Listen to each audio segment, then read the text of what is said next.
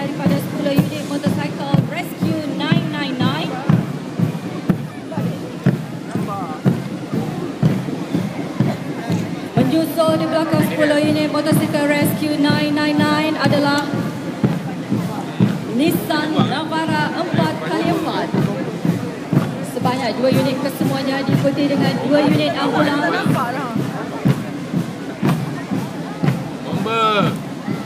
Ini merupakan aset-aset Jabatan Pertahanan Awam Malaysia.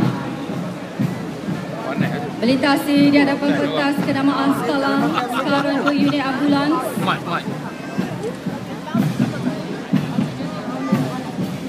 Dan diikuti dengan lori pasukan khas Pertahanan Awam Malaysia, PASPA.